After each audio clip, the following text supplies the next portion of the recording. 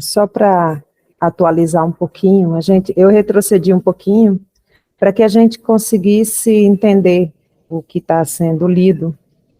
E eles estão falando do processo de adoecimento da mente, do corpo físico, através dessas trocas. E eles falam se existem bactérias que atacam o corpo físico, existem bactérias também mentais que atacam a mente. E ele vai falar um pouquinho mais a respeito disso. Eu voltei só para que a gente parou no meio de um parágrafo, então, para que a gente possa entender um pouco melhor. Alguém gostaria de ler? Deixa isso. Vamos lá. Poderemos, na atualidade da Terra, fornecer tratamento ao organismo de carne. Semelhante tarefa dignifica a missão do consolo, da instrução e do alívio. Mas, no que concerne à cura real, somos forçados a reconhecer que esta pertence exclusivamente ao homem-espírito. Deus meu, exclamou Vicente espantado. A que perigos está submetido o homem comum? Por isso, tornou Aniceto cuidadoso. A existência terrestre... Desculpe. A existência terrestre é uma gloriosa oportunidade para os que se interessam pelo conhecimento e elevação de si mesmo. Para os que se interessam pelo conhecimento e elevação de si mesmo. E por esta mesma razão, ensinamos a necessidade da fé religiosa entre as criaturas humanas. Desenvolvendo essa campanha, não pretendemos intensificar as paixões nefastas do sectarismo, mas criar um estado positivo de confiança, otimismo e ânimo sadio na mente de cada companheiro encarnado. Até agora, apenas a fé pode proporcionar esta realização. As ciências e as filosofias preparam o campo. Entretanto, a fé que vence a morte é a semente vital, possuindo-lhe o valor eterno. Encontra o homem bastante dinamismo espiritual para combater até a vitória plena em si mesmo. Compreendendo que precisa complementar o esclarecimento, exclamou, depois de pausa mais longa. Todos precisamos saber emitir e saber receber, para alcançarem a posição de equilíbrio. Nesse mistério, empenham-se os homens encarnados e nós outros em luta incessante. E já que conhecemos alguma coisa da eternidade, é preciso não esquecer que toda queda prejudica a realização, e todo esforço nobre ajuda sempre. As explicações recebidas não podiam ser mais claras. Aquela visão, porém, de ruas repletas de pontos sombrios, a se deslocarem vagarosos, atingindo homens e máquinas nas vias públicas, assombravam-me. Sequioso de ensinamentos, tornei ao assunto. A lição, para mim, tem valores incalculáveis. E quando penso no alto poder reprodutivo da flora microbiana, Aniceto, contudo, não me deixou terminar. Conhecendo de antemão minha pergunta natural, cortou-me a frase exclamando: sim, André, se não fosse o poder muito maior da luz solar, casada ao magnetismo terrestre, poder esse que destrói intensivamente para selecionar as manifestações da vida na esfera da crosta, a flora microbiana de ordem inferior não teria permitido a existência de um só homem na superfície do globo. Por essa razão, o solo e as plantas estão cheios de princípios curativos e transformadores. e abanando significativamente a cabeça, concluiu: nada obstante, esse poder imenso, recurso divino, enquanto os homens, herdeiros de Deus, cultivarem o campo inferior da vida, haverá também criações inferiores, em número bastante para a batalha sem tréguas e em que devem ganhar os valores legítimos da evolução. Vai começar um novo capítulo. Se alguém quiser fazer algum comentário. É só para... Eu volto no orar e vigiar de sempre, né? É uma briga constante, né? Então, por isso, o orar e vigiar é não abrir guarda, não permitir que abra guarda, né? Impressionante como tudo foi preparado para o nosso bem-estar, para o nosso desenvolvimento, né? Como a gente... Existe o lado negativo, existe, mas o lado positivo é muito maior. Eu gostava de brincar assim, que Deus, que eu saiba, né? Deus trabalhou só 6 dias, que assim está na Bíblia. Deus trabalhou nos 6 dias, no céu descansou e está lá até hoje, né? E fez essas maravilhas todas, né? Então, imagina o seguinte, o privilégio, tudo que foi feito para o nosso bem-estar, parece aqui ser um hospital-escola, né? Todas as propriedades curativas, todo o meio ambiente adequado para a nossa vivência e sobrevivência. Olha que bênção, né? A gente está atento a isso, né? Aqui ele fala assim, ó, para alcançar a posição de equilíbrio nesse mistério, empenham-se os homens encarnados e nós outros em luta incessante. Luta incessante. Uma eterna busca de um equilíbrio, né? E já que conhecemos alguma coisa da eternidade, é preciso não esquecer que toda queda prejudica a realização. E todo esforço nobre ajuda sempre. Então, existem várias quedas durante o percurso, mas que o esforço para reerguer tem sempre uma ajuda muito muito Pode falar, Djair. Desculpa. Volta lá de novo. Desculpa, falha minha. Volta lá de novo onde você estava. Aquela posição todos. Espera aí, já vai.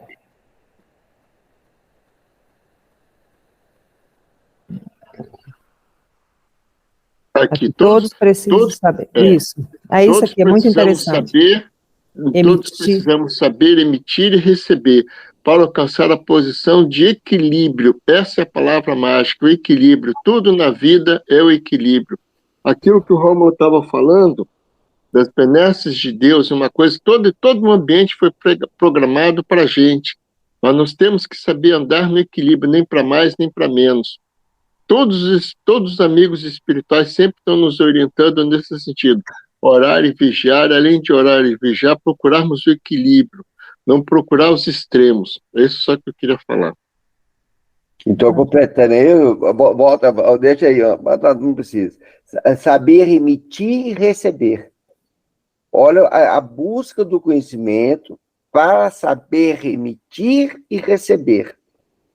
Todos precisam emitir e receber. A base está aí, ó, para alcançar esse equilíbrio, né? Porque às vezes quando a gente não valoriza quando recebe, às vezes quando a gente está recebendo, a gente não valoriza, e quando a gente está emitindo, a gente não está sabendo emitir. É uma busca do conhecimento, né? Para saber dar e receber. Nesse ponto do precisar saber emitir e saber receber, é justamente para você ficar livre também do ego, da vaidade, porque muitas vezes a pessoa pensa que está emitindo alguma coisa, na verdade ela está querendo mostrar a partir do seu ego, a partir da sua vaidade, para que todos vejam que ele está emitindo. Na verdade, você não precisa mostrar nada para ninguém, você precisa fazer de forma silenciosa, pode fazer, até muitas vezes é necessário que a pessoa mostre para alguns que precisam seguir aquilo ali, né? Eu falo dessa forma que às vezes a gente julga alguns artistas ou, sei lá, qualquer pessoa que está mostrando, mas ali aquelas pessoas às vezes precisam mostrar que os outros daquela mesma situação possam fazer. Mas nós outros que não temos essa visibilidade que essas pessoas têm, não tem a necessidade de mostrar nada, você só precisa fazer. E tem que saber receber também, porque muitas vezes a gente fica nessa ânsia de emitir, de fazer pelo outro, e nunca sabe receber. Parece que você não tem a necessidade de receber, e você tem, todo mundo precisa receber. Então é saber emitir, saber receber. Pode falar, Djair. Justamente esse tópico que você, essa frase que você botou aí, eu achei muito interessante quando fala do ego, porque o próprio Jesus Cristo já alertava isso, por exemplo, no orar, entendeu? Aquela pessoa que orava em público, fazendo aqueles escândalos para mostrar que estava orando a Deus, eu estou com esse assunto, né? E é isso só que eu queria falar. É verdade. Vou começar o próximo, então. Entre árvores. Decorrido alguns minutos, atingíamos pequena propriedade rural, povoada de arvoredos acolhedor. Laranjeiras em flor perdiam-se de vista. Bananeiras estendiam-se em leque, enquanto o goiabal, de longe, semelhava-se a manchas fortes de verdura. A relva macia convidava ao descanso, e o vento calmo passava de leve, sussurrando alguma coisa através das folhagens. Aniceto respirou a longos haustos e falou: os desencarnados, embora não se fatiguem como as criaturas terrestres, não prescindem de pausa de repouso. Em geral, nossas operações à noite são ativas e laboriosas. Apenas 1/3 dos companheiros espirituais em serviço na crosta conservam-se em atividade diurna. E notando-se, a curiosidade justa sentenciou: aliás, isto é razoável. O dia terrestre pertence, com mais propriedade, ao serviço do espírito encarnado. O homem deve aprender a agir, testemunhando compreensão das leis divinas, pelo menos durante certo número de horas. Deve estar mais só com as experiências que lhe dizem respeito. Nosso instrutor amigo sorriu e observou: o dia e a noite constituem para o homem uma folha do livro da vida. A maior parte das vezes, a criatura escreve sozinha a página diária, com a tinta dos sentimentos que lhe são próprios, nas palavras, pensamentos, intenções e atos, e no verso, isto é, na reflexão noturna, ajudamo-lo a retificar as lições e acertar as experiências quando o Senhor nos permite. Interessante esse parágrafo, né? Que quando fala que você está escrevendo aquilo ali, é o seu dia a dia, os seus sentimentos, os seus pensamentos, as suas intenções. E à noite, quando você dorme, algumas vezes, né? Que nem todas as vezes é permitido, você vai fazer um certo ajuste, um acerto de contas, de experiências, digamos assim. Interessante essa parte.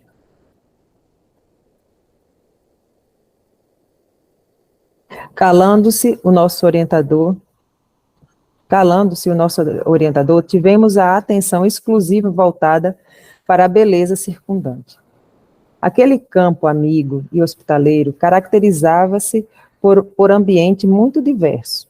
Não mais as emanações pesadas da cidade grande, mas o vento leve, embalsamado de suavíssimos perfumes.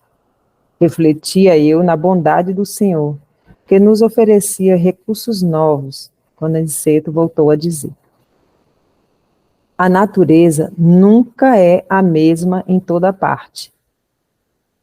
Não há 2 porções da terra com clima absolutamente iguais. Cada colina, cada vale possui expressões climáticas diferentes. climatéricas diferentes. É forçoso reconhecer, porém, que o campo, em qualquer condição, nos círculos dos encarnados, é o reservatório mais abundante e vigoroso dos princípios vitais. Em geral, todos nós, os cooperadores espirituais, estimamos o ar da manhã, quando a atmosfera permanece igualmente em repouso, isenta dos glóbulos de poeira convertidos em microscópicos balões de bacilos e de outras expressões inferiores. Entretanto, os trabalhadores de hoje não nos permitiram o descanso mais cedo.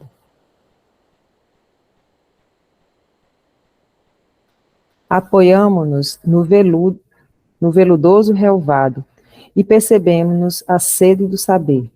Aniceto prosseguiu. Assim me explico. Porque na floresta temos uma densidade forte, pela pobreza das emanações, em vista da impermeabilidade ao vento. Aí, o ar costuma converter-se em elemento asfixiante, pelo excesso de emissões dos reinos inferiores da natureza. Na cidade, a atmosfera é compacta e o ar também sufoca, pela densidade mental das baixas aglomerações humanas. No campo, desse modo, temos o centro ideal, indicando prazeroso as frondes balouçantes. Acrescentou: reina aqui a paz relativa e equilibrada da natureza terrestre. Nem a selvageria da mata virgem, nem a sufocação dos fluidos humanos. O campo é nosso generoso caminho central, a harmonia possível, o repouso desejável.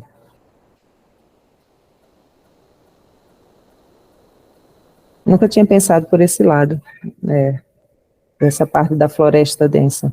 Nunca tinha pensado assim. Embalados ao pio de algumas juritis solitárias, repousamos algumas horas, magnificamente asilados no templo da natureza. Com as primeiras tonalidades do crepúsculo, Aniceto nos convidou a um passeio rápido pelas imediações. Reconhecia que estávamos muito mais bem dispostos. Somente depois de locomovermos por alguns minutos, observei que nas vizinhanças havia grande quantidade de trabalhadores espirituais. Em face das minhas interrogações, nosso mentor explicou bondosamente. O campo é também vasta oficina para os serviços de nossa colaboração ativa. E apontando os servidores que iam e vinham, considerou: o reino vegetal possui cooperadores numerosos. Vocês possivelmente ignoram que muitos irmãos se preparam para o mérito de nova encarnação no mundo, prestando serviço aos reinos inferiores. O trabalho... Pode falar. Desculpa, engalei, desculpa. Ah, tá.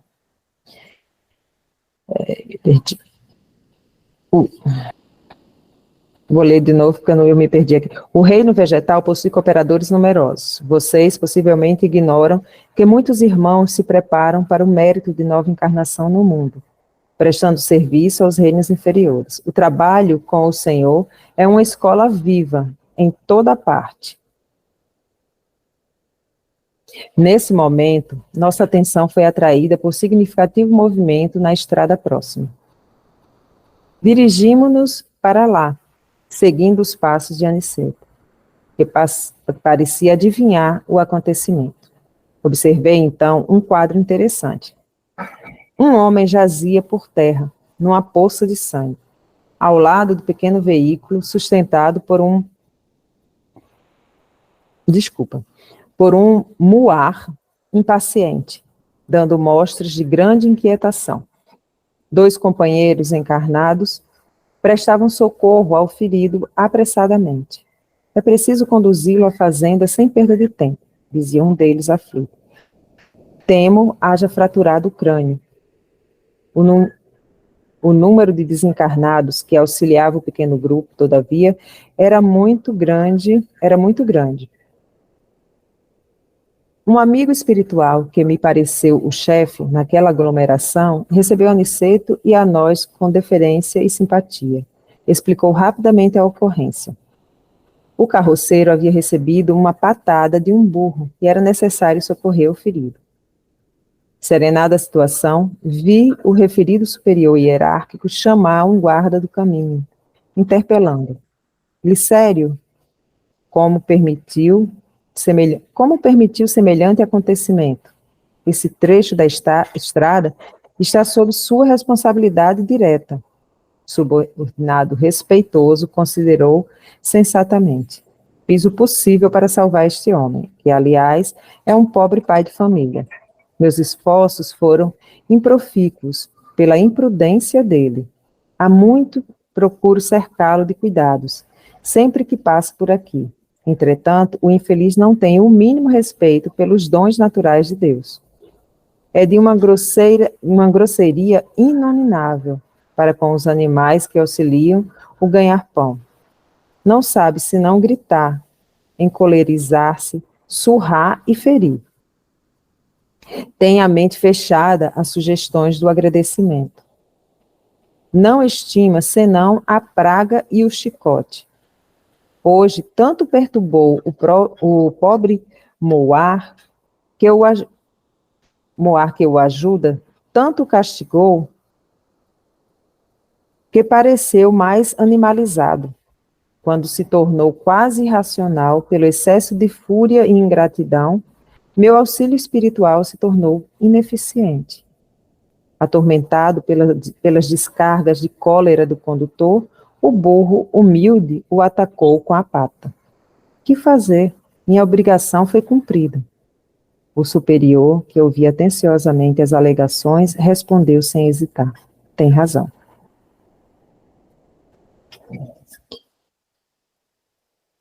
Para ver que o auxílio, né, está sempre ali do lado. As pessoas, às vezes, aqui não se deixam, né? Não deixam a aproximação chegar, não abre o ouvido para as sugestões. O que a gente A fala mente, né? A vibração, né? É. E o livre-arbítrio, né? Com certeza, todos nós somos intuídos para o bem, né? Todos nós somos intuídos para o bem. Aí o cara às vezes eu acho bem, desculpa, meu Deus, falar isso, mas bem feito, né? Bem feito. Eu tenho uma dó de quem judia de animal, meu Deus, pelo amor de Deus. Vamos lá. E como dirigisse o olhar, Aniceto, desejando a aprovação, nosso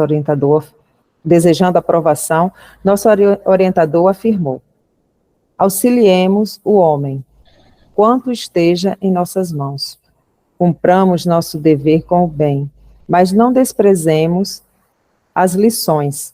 Esse trabalhador imprudente foi punido por si mesmo. A cólera é punida por suas consequências. Ao mal que segue-se o mal. Se seres inferiores,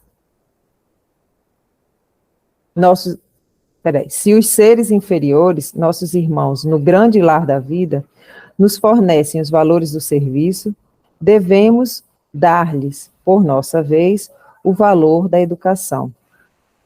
Ora, ninguém pode educar odiando, nem edificar algo de útil com a fúria e a brutalidade. E, indicando o grupo que conduzia o ferido a uma casa próxima, concluiu imperturbável. Como homem comum, nosso pobre amigo sofrerá muitos dias, chumbado ao leito, entre as aflições dos familiares, demorar-se-á um tanto a restabelecer o equilíbrio orgânico, mas, como espírito eterno, recebeu agora uma lição útil e necessária.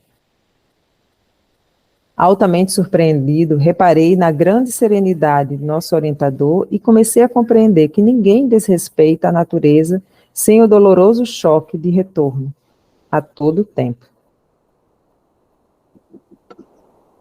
Acho que vai começar um outro capítulo, mas eu acho que a gente pode parar por aqui,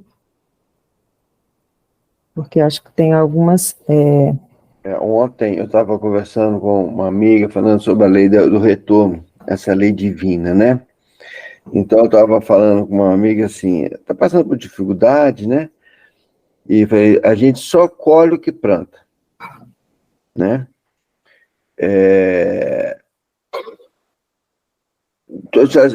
Tem uma frase, é mais ou menos assim a frase, se você não está gostando do que você está colhendo, veja o que você está plantando, né? E mude daqui para frente. Então, a oportunidade do aprendizado é grande quando a gente para e faz uma reflexão, né, de nossas atitudes, dos nossos pensamentos, né, porque o que a gente está colhendo? É fruto daquilo que a gente plantou, né? Agora, quando ela está falando da natureza, eu estou lembrando da nossa amiga Caena, né, que trabalha junto à natureza, né, que é uma bênção de Deus. Então, mas também tem espíritos inferiores na natureza. Isso eu nunca tinha atentado a isso, né? Diga, Ana. Ontem eu escutei uma atualização disso, que a gente escolhe o que planta. Também é um outro olhar, né? Sim. É uma outra visão. É o livre-arbítrio, né, gente? Que nos é dado, né? E na leitura de ontem a gente falou tanto do amor, né? E a gente estava lembrando outro dia de Trigueirinho, que fala estado orante, né? A gente permanecer estado orante durante o dia, os nossos movimentos, né? Sempre comunhão com o divino, né? E aí eu falei do estado amante. A gente tem que manter esse estado de amor constantemente, independente das aflições do dia a dia, que não é fácil, é lógico, mas sempre receber tudo com amor e compartilhar o amor que habita em nós, né? Plantando o bem.